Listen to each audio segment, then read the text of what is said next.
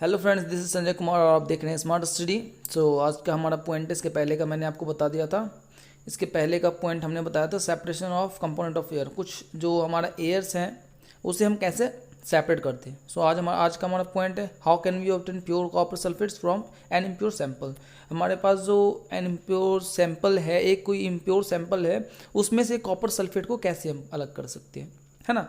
तो आपके पास सिंपल सा एक एग्जांपल है। आप क्या करेंगे, कुछ इम्प्योर आप जो सैंपल था हमारा कॉपर सल्फेट का, उसे आप लेंगे। उससे लेके क्या करेंगे, आप एक कुछ कम अमाउंट, थोड़ा सा अमाउंट या वाटर का आप उसे क्या करेंगे, उसमें आप डिसॉल्व करेंगे। मीन्स आप कुछ अमाउंट ऑफ वाटर लेंगे और उसमें क्या करेंगे, इस इम्प्योरिटी को डालेंगे। डालने के बाद क्या होगा, आप क्या करेंगे, एक फिल्टर पेपर लेंगे और उसके बाद इस जो इम्प्योरिटीज़ थी या शुद्धि थी, आप उसे ईजिली निकाल लेंगे या छान लेंगे उसको। उसके बाद क्या होगा, उसके बाद evaporate water from the copper sulfate solution so as to get a saturated solution। saturated solution मैंने आपको बताया था।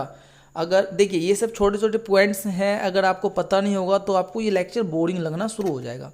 ओके, जैसे सैचुरेटेड सॉल्यूशन होता क्या है, मैंने आपको इसको पहले ही बताया था सैचुरेटेड सॉल्यूशन क्या होता है। अगर आपने नहीं पढ़ा है तो आप वो लेक्चर पहले अटेंड करें और जो मैं पॉइंट बताता हूँ तो आप पहले उसमें ना गौर किया करें वो पॉइंट है क्या, क्योंकि ये अदरवाइज इस तरह का आपको आगे नेक्स्ट कुछ वर्ड ऐसा आता जाएगा जो आपको बिल्कुल इरिटेट करना शुरू कर देगा, क्योंकि आप क्या किए, उस वर्ड को आपने इग्नोर कर दिया था, है ना। जैसे ये सैचुरेटेड सॉल्यूशन है, तो सैचुरेटेड सॉल्यूशन को हिंदी में कहते हैं संतृप्त विलयन कहते हैं।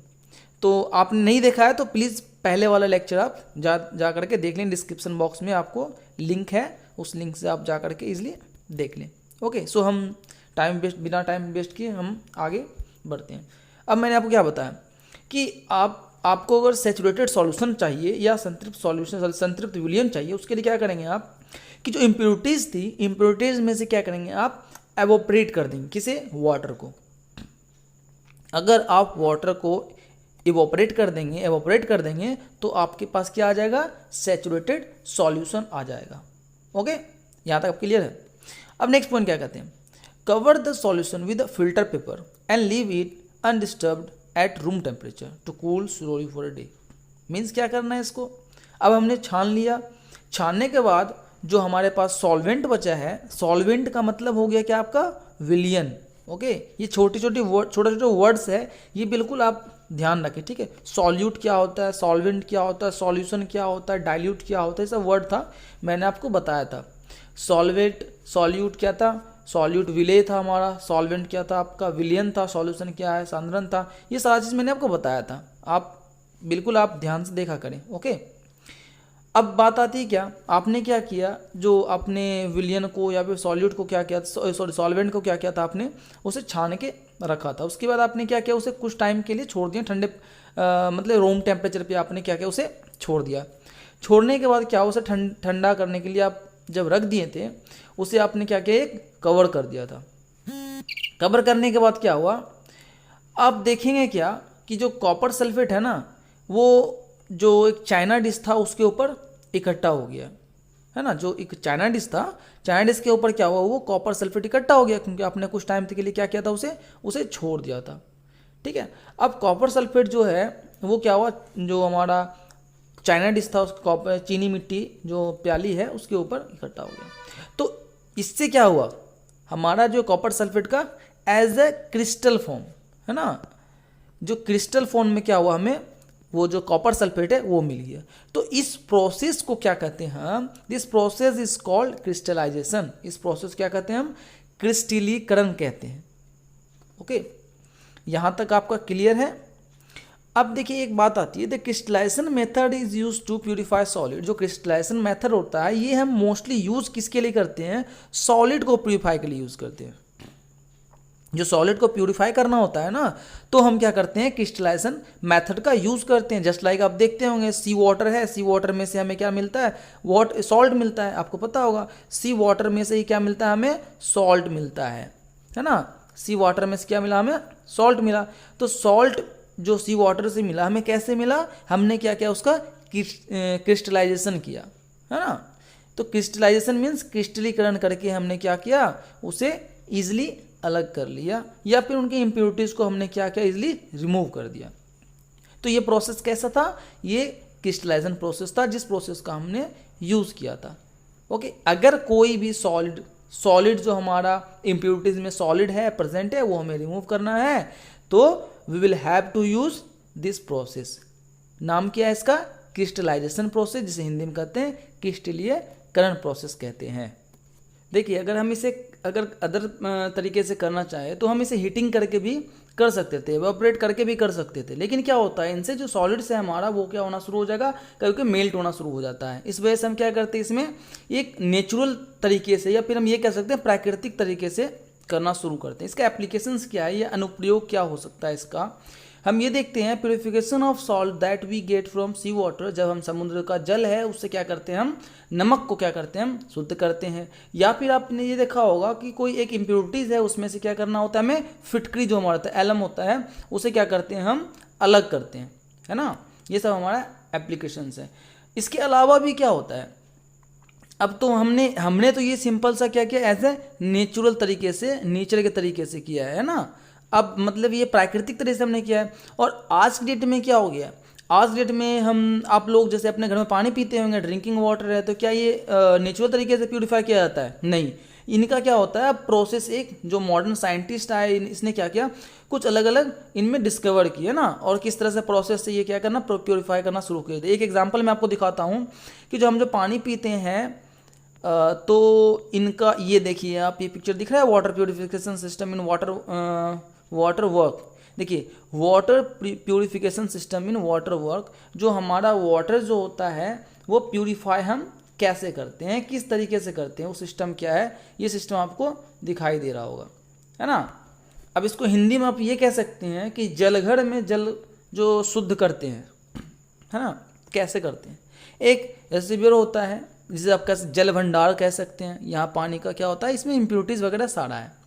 अब इम्प्योरिटीज़ है, हम क्या कर दिए, एक सेडिमेंशन टैंक यूज़ किया हमने। सेडिमेंशन टैंक का मतलब इसमें एक ऐसा टैंक लिए जिसमें से क्या हुआ, इनका जो कुछ इम्प्योरिटीज़ वगैरह है वो सेटल डाउन हो गया, है ना। जो सॉलिड है जो ठोस है वो क्या हुआ, नीचे बैठने लगा। इनके नीचे सेडिमेंशन टैंक में इसके नीचे बैठ गया। अब जब ये बैठ गया उसके बाद क्या हुआ, फर्दर प्रोसेस क्या है, फर्दर प्रोसेस में क्या होता है, एक लोडिंग टैंक होता है जिसे हम भार टैंक भी कहते हैं। इसने क्या किया, इसने जो इनकी इम्प्योरिटीज़ थी, इम्प्योरिटीज़ को भी क्या किया, इसने इसे सस्पेंड करना शुरू कर दिया, है ना। सस्पेंड मतलब क्या होता है, हिंदी में निलंबित करना शुरू किया, ख़त्म करना शुरू कर दिया। उसके बाद फर्दर प्रोसेस क्या हुआ, इसमें क्या होता है, एक सीव सा बना होता है। सीव मीन्स क्या होता है, लेयर बाय लेयर एक छन्नी बना होता है। छन्नी बना होता है, क्या होता है, जो मोटा छन्नी होता है हमारा, तो उनमें क्या होता है, बड़े बड़ा जो हमारा कोर्स ग्रेवल है, मतलब जो कैसे हैं मोटे मोटे कंकड़ हैं, वो क्या होता है, नीचे बैठना शुरू होता है। उससे ऊपर आप चले आए तो आपके पास ग्रेवल होता है जिसे हम कंकड़ कहते हैं, वो बैठना शुरू हो जाएगा, वो छन्ना शुरू हो जाएगा। उसके बाद फिर आपका फाइन सैंड है जिसे हम बारीकी सी बालू कहते हैं, वो हो जाएगा। उसके बाद आपका ऊपर लेयर क्या आ गया, आपका वाटर आ गया।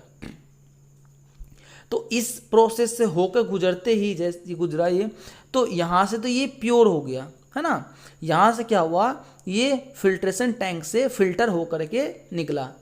ओके, निकलते ये फर्दर प्रोसेस है। अब जब ये वाटर जब फिल्टर होकर निकला है तो कुछ ना कुछ इसमें स्मेल होता होगा, है ना। तो ये स्मेल को मारने के लिए फिर कुछ ना कुछ बैक्टीरिया होता है, बैक्टीरिया को मारने के लिए हम क्लोरीनेशन का प्रोसेस करते हैं, है ना। क्लोरीनेशन मीन्स क्लोरीनीकरण होता है ना। इसे बैक्टीरिया को मारने के लिए यूज़ करते हैं। अब जब बैक्टीरिया को मारने के लिए क्लोरीनेशन किए, क्लोरीनीकरण किए, जैसे ही करते ही वो क्या हुआ, हमारा यूज़ करने लायक पानी हमें मिलता है जो हमारे घर पे आता है ना। इसे ही क्या कहते हैं, हम ड्रिंकिंग वाटर कहते हैं। ओके, यहाँ तक क्लियर है। तो ये प्रोसेस क्या हुआ, अब के जनरेशन में फिर ये डेवलप होना शुरू हो गया। ये नेचुरल तरीके से नहीं, ये मैनमेड तरीके से बनाना शुरू हो गया। ओके, यहाँ तक क्लियर है।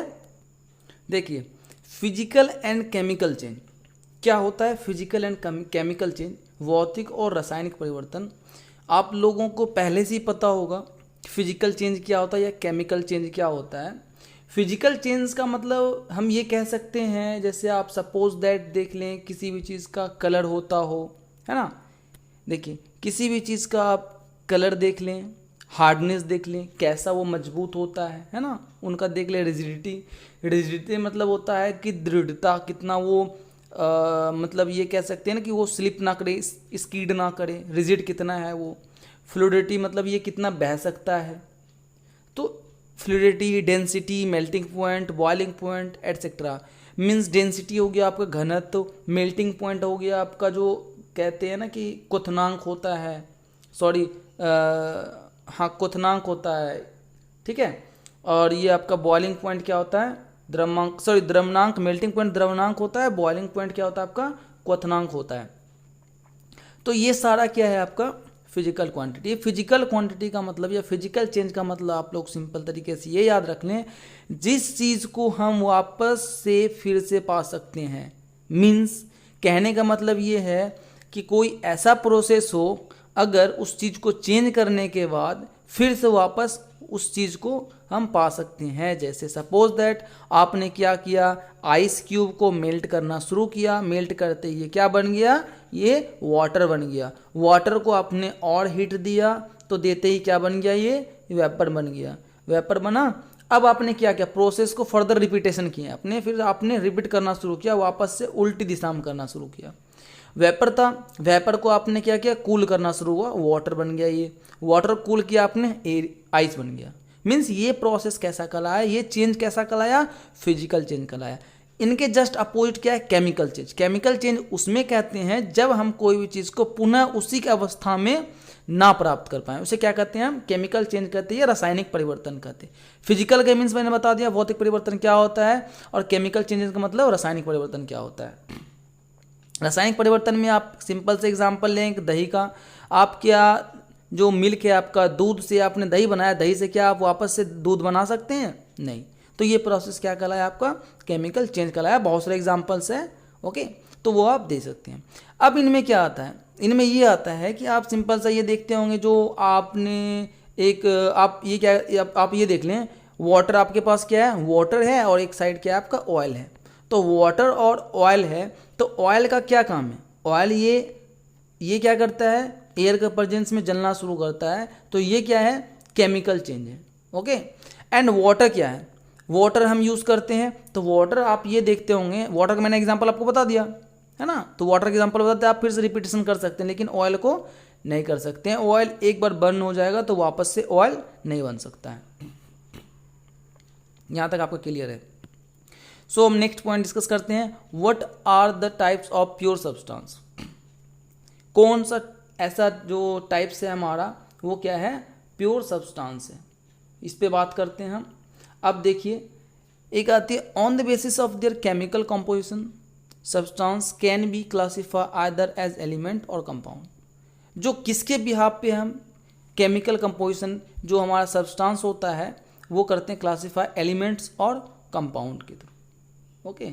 ये चीज़ आपको ध्यान रखना है। शुद्ध पदार्थ का क्या प्रकार है, हिंदी में ये कहें इसको, शुद्ध प्रकार का क्या, sorry, what are the type of pure substance का मतलब क्या था, ये शुद्ध पदार्थ का क्या प्रकार है, ठीक है ना, ये याद रखना आपको। हिंदी में बता दूं इनका मैंने आपको बताया, पदार्थों को उनके रासायनिक संगठन जो है ना, केमिकल कंपोजिशन का मतलब यही होता है, जो हमारा रासायनिक संगठन है उसके आधार पे ये देखना है कि जो हमारा एलिमेंट है और कंपाउंड है उसको कैसे अलग कर सकते हैं। मीन्स एलिमेंट का मतलब होता है आपका तत्व, और कंपाउंड का मतलब होता है यौगिक। कैसे हम अलग कर सकते हैं।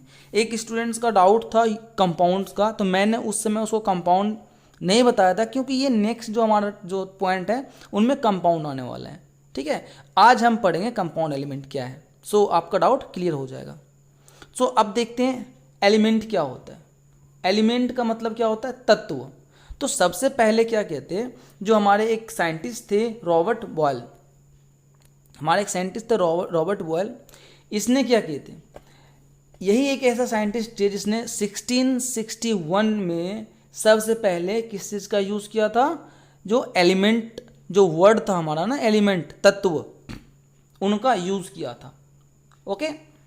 इसके बाद क्या हुआ कि जो फ्रांस के एक और फ्रांस के साइंटिस्ट थे, केमिस्ट थे वो फ्रांस के, उसने क्या किया, उसका नाम क्या था, एंटोनी लॉरेंट लवाइजिए, ठीक है, आपको थोड़ा सा डिफिकल्ट नाम है, देखिए मैं आपको ये देखिए एंटोनी, है ना, लॉरेंट एंड लवाइजिए, ये नाम था इनका 1743 टू 1943। सबसे पहले क्या हुआ, इसने ही इसका डेफिनेशन दिया, बताया डेफिनेशन ऑफ एन एलिमेंट्स का। एलिमेंट्स का इसने क्या किया, एक डेफिनेशन दिया। डेफिनेशन में मीन्स क्या कहा इसने, इसके बारे में क्या बताया कि तत्व जो है या एलिमेंट है वैसा सब्सटेंस पदार्थ है, वो एक कैसा है, उनका एक मूल रूप है जिसे रासायनिक प्रतिक्रिया, ओके, आप देखिए मेरे वर्ड को आप देखेंगे मैं क्या कहना चाह रहा हूँ, ठीक है, बिल्कुल ध्यान देंगे क्योंकि ये इंपॉर्टेंट है एलिमेंट। अब केमिस्ट्री का बेसिक यहीं शुरू होता है एलिमेंट्स से, है ना, आगे और आपका डिफिकल्ट आता जाएगा 10th में, इसलिए आप इस बार यहीं से क्लियर करते जाएं। जो एलिमेंट है सबसे पहले क्या, किसने, रॉबर्ट बॉयल ने, जो हमारे साइंटिस्ट थे उसने बताया। उसके बाद क्या हुआ कि उनके बाद इनका वर्ड सबसे पहले यूज़ को किसने किया था, एंटोनी लॉरेंस लवाइजिए ने यूज़ किया था। इसके बाद क्या हुआ, इसके बाद जो उसने बताया कि जो तत्व है हमारा, जो हमारा एलिमेंट है वो एक ऐसा सब्सटेंस है, वो एक ऐसा मूल रूप है जिसे रासायनिक प्रतिक्रिया द्वारा अन्य पदार्थों में विभाजित नहीं किया जा सकता। मीन्स ये एक ऐसा, देखिए हम जो है इसे डिफाइन नहीं कर सकते या इसे तोड़ नहीं सकते एलिमेंट को, okay. He defined an element as a basic form of matter that can not be broken down into simple substances by chemical reaction, okay. ये एक ऐसा आपका एलिमेंट है, ये एलिमेंट एक ऐसा मूल रूप है जिसे क्या कर सकते हैं, हम इसे तोड़ नहीं सकते as a chemical reaction, okay. यहाँ तक क्लियर है। सो हम आगे देखते हैं। Element can be normally divided into metals, non metals and metalloids. Elements को हम 3 भाग में डिवाइड कर सकते हैं, साधारणतः नॉर्मली इसको 3 में ही कर सकते हैं, है ना। जिसे हम क्या कहते हैं, हम इसे धातु, देखिए मेटल्स धातु, नॉन मेटल्स अधातु एंड मेटोलॉइड्स, इसका मतलब क्या हो गया आपका उपधातु, okay. Elements can be normally divided into metals, non metals and metalloids, धातु, अधातु एंड उपधातु में। यहां तक आपकी क्लियर होगी। Metals usually show some or all of the following properties. तो मेटल हमने तो बता दिया मेटल क्या होता है, जिसकी कुछ ना कुछ प्रॉपर्टीज होती होगी, जब भी तुम्हें पता चलता है कि ये मेटल है। तो मेटल का प्रॉपर्टीज क्या है, मेटल का प्रॉपर्टीज ये है, पहले तो ये शाइन करेगा, है ना, एक इसमें क्या होता है, एक चमक सी होती है। ये कैसी होती है, एक चमक सी होती है, या इसे ये कह सकते हैं दे हैव सिल्वरली ग्रे और गोल्डन येलो कलर। ये कैसा हो सकता है, चांदी जैसा सफ़ेद हो सकता है या सोने के जैसा पीला भी हो सकता है। ये क्या होता है, they conduct heat and electricity. ये विद्युत के क्या होते हैं या टेम्परेचर क्या होते हैं, सुचालक होते हैं, ओके। यहाँ तक क्लियर है। उसका नेक्स्ट आ जाइए आप, दे आर डक्टाइल। डक्टाइल का मतलब क्या होता है, ये तन्य होती है। तन्य का मतलब क्या, कि इसे हम खींच सकते हैं। मान लो एक मेटल है, इसको खींच के हम क्या किए, एक वायर भी बना सकते हैं। ये मेटल की जो हमारी क्या है, कुछ विशेषता है, ओके। यहाँ तक क्लियर है। और ये कैसा हो सकता है, ये इसे हम ये कह सकते हैं मिलिएबल कह सकते हैं। मीन्स मतलब इसको जो हम पीट पीट के ये क्या कर सकते हैं, सीट, मेटल सीट बना सकते हैं। एक बहुत सारा बड़ा मेटल है, उसे हम पीट के क्या किया हमने, एक सीट बना लिया। इसे सीट भी बना सकते हैं मिलिएबल, या उसको कहते हैं हम हिंदी में कहते हैं, हिंदी में अधातवर्दी कहते हैं, है ना, अधातवर्दी कहते हैं।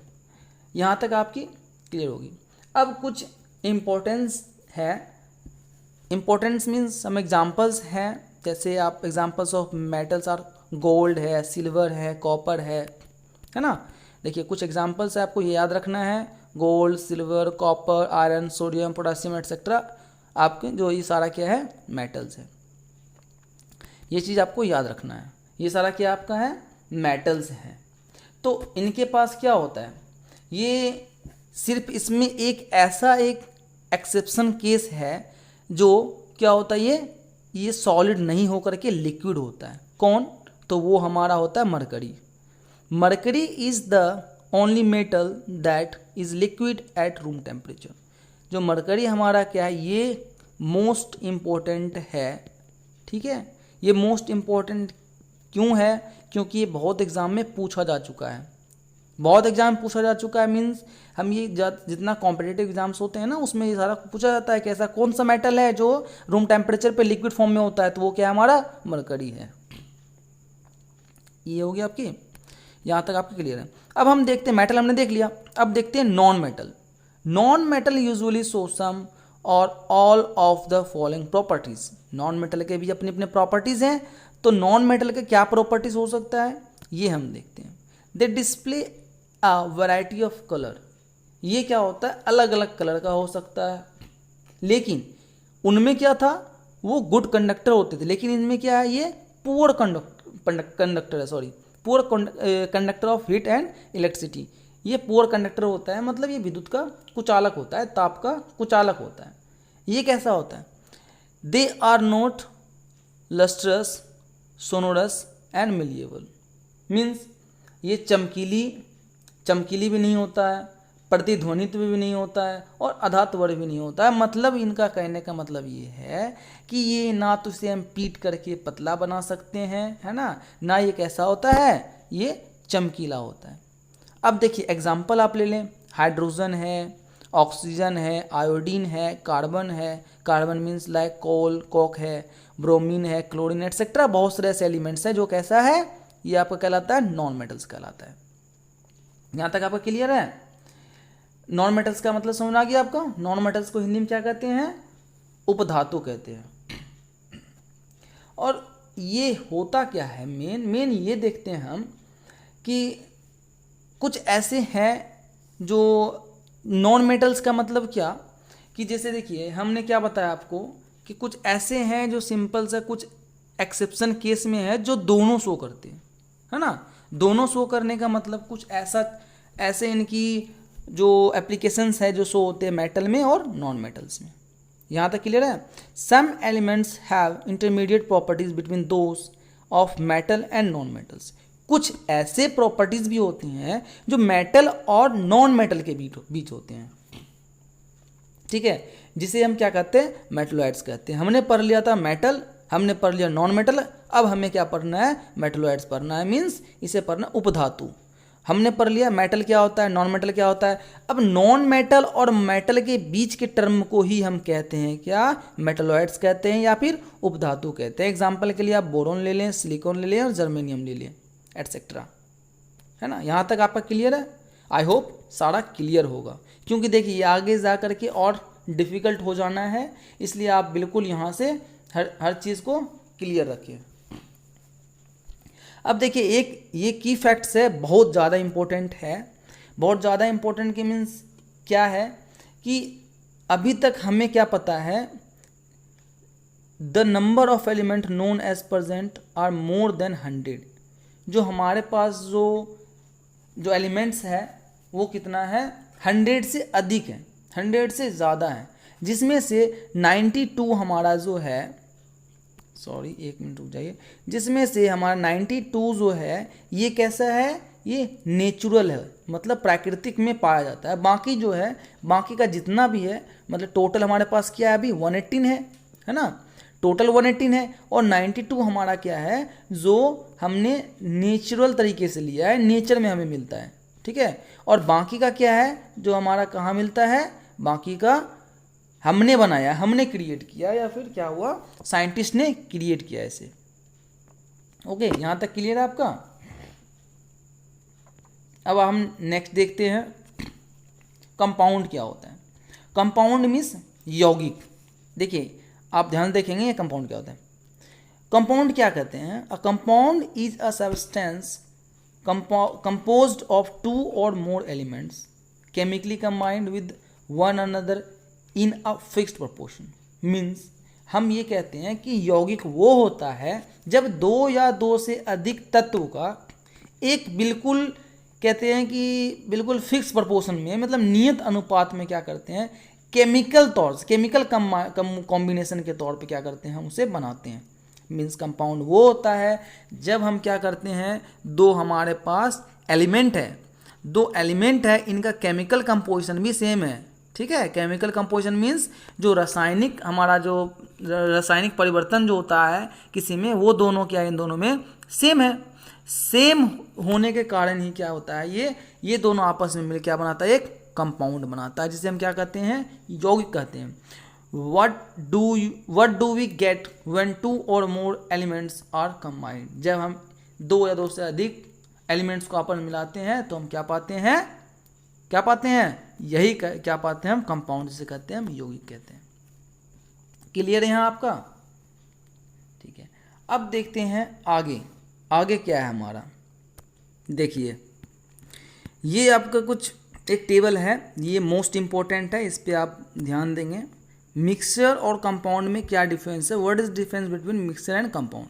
मिक्सचर क्या काम है मिक्सचर का, ये क्या करता है कि जो हमारा एलिमेंट्स या कंपाउंड है वो जस्ट क्या करता है, सिर्फ एक मिक्सचर बनाने के लिए यूज होता है ना, मिक्सचर बनाता है, ना कि ये कंपाउंड बनाता है। लेकिन क्या होता है, कंपाउंड क्या करता है, वो दो एलिमेंट लेकर के एक न्यू कंपाउंड का निर्माण कर देता है। मिश्रण क्या करता है, जो मिक्सचर होता है हमारा, a mixture has variable compositions, इसके पास क्या होता है, इनके पास जो संगठन वो क्या करता है, परिवर्तन कर देता है ना। ये चीज़ हो गई। इनका सेकंड क्या है कि नए पदार्थ का संगठन सदैव अस्थायी रहता है, मीन्स ये क्या होता है, हमेशा फिक्स होता है। देखिए मतलब अब आपको समझना है, ये मिक्सचर क्या है, ये वेरिएबल होता है, ये चेंज हो सकता है, लेकिन ये कंपाउंड्स क्या है, ये चेंज नहीं होता। मैंने आपको बताया था जो केमिकल कंपोजिशन है वो सेम होना चाहिए, जिसके बिहाफ पे क्या होता है, कंपाउंड का निर्माण होता है। और इनमें क्या होता है, इनमें ऐसा कुछ भी नहीं है, मिक्सर बना सकते हैं। दो प्योर सब्सटेंस को लेकर के आप क्या कर सकते हैं, एक मिक्सर बना सकते हैं। मिक्सर में क्या करना होता है, उनका जो क्या है, प्रॉपर्टीज़ क्या है वो शो करता है। और इनमें क्या है, इनके प्रॉपर्टीज़ क्या है, कैसे अलग अलग भी हो सकता है ना, इनका प्रॉपर्टीज़ अलग अलग हो सकता है, लेकिन जो केमिकल रिएक्शन है वो कैसा होता है, एक अलग बिल्कुल सेम होता है इसमें। अब देखिए the constituent can be separated Fairlie easily by physical method. इनमें क्या होता है, इसे इजीली क्या कर सकते हैं हम, मिक्सर को अलग कर सकते हैं। मिक्सर को इजीली अलग कैसे कर सकते हैं, मैंने आपको बताया था कि आप फिजिकली भी चेंज कर सकते हैं। सपोज दैट मिक्सर का मतलब ये नहीं होता है कि आप टोटल जो आपका लिक्विड फॉर्म में है, गैसेस फॉर्म में, वही मिक्सर होता है। नहीं, मिक्सर में आप क्या कर सकते हैं, एक सिंपल सा आप ये भी ले सकते हैं, घर में आपके घर में अगर आप सिंपल चावल वगैरह बनाते होंगे, देखते उसमें कुछ कंकड़ होता है, तो उसे भी मिक्सर कह सकते हैं, क्योंकि वो भी क्या है, वो मिक्स है। एक कंकर है, दूसरा चावल है, तो हम क्या कर सकते हैं, कंकर को रिमूव कर देते हैं, इसलिए रिमूव कर। कंपाउंड में ऐसा नहीं कर सकते हैं। कंपाउंड में क्या होता है, केमिकली रिएक्शन के थ्रू बना होता है ना, केमिकल रिएक्शन के थ्रू बनता है, तो हम उसे इजीली रिमूव नहीं कर सकते हैं, हम उसे रिमूव नहीं कर सकते हैं। उसके लिए क्या होता है, हमें क्या करना होता है, केमिकली जो रिएक्शन करवाना होता है ना, तभी उसके द्वारा हम क्या कर सकते हैं, उसको अलग कर सकते हैं। तो हम ये देखते हैं, देखिए मैंने आपको ये बताया, you must have observe that the products obtain by both the groups shown different properties. Means जो मिश्रण था हमारा, हम ये देखते हैं कि जो मिश्रण था हमारा, उनमें क्या होता है, दोनों में जो हमारा तत्व था दोनों समान था, है ना। उसके बाद आगे क्या था हमारा, दोनों कैसा था, एक तो आप बताया था मैंने आपको मिक्सचर में कैसा था, वो कैसा होना चाहिए, मिक्सचर में होमोजीनियस होना चाहिए, ये मैंने आपको बताया था। तो इस तरह से आपका ये चैप्टर आज क्या हुआ, कंप्लीट हो गया। ठीक है, अब ये चीज़ आपको इम्पोर्टेंट, ये आपका बहुत इम्पोर्टेंट, ये आप याद रखेंगे। मैटर से प्योर सब्सटेंस है और मिक्सर है। मैटर में क्या होता है, सॉलिड लिक्विड गैस होता है, एक प्योर होता है और एक मिक्सर होता है। मिक्सर में आपको होमोजीनियस भी हो सकता है और हेट्रोजीनियस भी होता है मिक्सर, मैंने आपको बताया था। समांगी और विसमांगी मिक्सर होता है। और आपका इसमें एलिमेंट्स, प्योर सब्सटेंस में एलिमेंट्स और कंपाउंड आता है, जिसे हम तत्व और यौगिक कहते हैं, होमोजेनियस, और इसमें हेट्रोजेनियस होता है मिक्सचर में। ठीक है, ये आपको मैं एक बार ये लीजिए, आप इसका स्क्रीनशॉट भी ले सकते हैं। ठीक है, आप इसका स्क्रीनशॉट ले सकते हैं। इसका हिंदी मैं आपको डिस्क्रिप्शन बॉक्स में दे दूंगा, आप इजली से हिंदी ले सकते हैं। या फिर ये देखिए आप, इनका क्या है, ये देखिए, ये आपका हिंदी है। ओके, ये आपका हिंदी है, आप इजीली इसे क्या कर सकते हैं, नोट कर सकते हैं। चलिए, ये आपका चैप्टर हो गया कंप्लीट। सो इनके कुछ की फैक्ट्स है वो मैं आपको बता दूं। कुछ की फैक्ट्स है, देखिए इसमें मैं आपको, ये सारा वही चीज़ है जो मैंने आपको बताया कि मिश्रण क्या होता है, कि जो हमारा मिश्रण है वो एक से अधिक किसी भी अनुपात में मिला के बना सकते हैं। उससे हम क्या कर सकते हैं, फिजिकली भी अलग कर सकते हैं, सेपरेट कर सकते हैं। ये कैसा होता है, होमोजेनियस मिक्सचर होता है जो दो सब्सटेंस से मिलकर बनाया जाता है। ओके, तो ये सारा आपको क्या है, ये मैंने आपको जितना बताया था उसी का समरी है, आप एक बार इन्हें रीड कर लें। ओके, ये आपका चैप्टर कंप्लीट हो गया, फिनिश हो गया। मुझे पता है ये वीडियो थोड़ी लंबी हो गई है, सो आप बोर ना हो। ये आज टोटल ख़त्म हो चुका है आज का, और बाकी सारा क्वेश्चन जितने भी हैं आपको इनके डिस्क्रिप्शन बॉक्स में मिल जाएगा। ओके, सो आई होप कि आपको वीडियो अच्छी लगी हो। अगर वीडियो अच्छी लगी हो तो आप लाइक और शेयर ज़रूर कर दें, है ना। लाइक एंड शेयर ज़रूर कर दें, और अगर अच्छी ना लगे तो डिसलाइक भी कर दें आप। मैं ये नहीं कहता मेरी वीडियो को आप लाइक ही करें, नहीं। अगर आप अच्छी नहीं लग रहा हो, आपको अच्छी नहीं लग रही हो वीडियो, तो आप इजीली डिसलाइक कर सकते हैं। ओके, लाइक और शेयर ज़रूर करें अगर आपको अच्छी लग रही हो तो मुझे पता चल जाएगा एटलीस्ट कि ये मैंने जो ये सीरीज चलाया है एटलीस्ट सही सीरीज चल रहा है। या फिर कोई आपका सजेशन हो तो आप मुझे अपना सजेशन दे सकते हैं कि मुझे क्या और इम्प्रूवमेंट इसमें करने की ज़रूरत है। ओके, सो आप लोग घर पे रहें, सुरक्षित रहें हैं। हम मिलते हैं नेक्स्ट लेक्चर में। Okay, thank you, thanks for watching.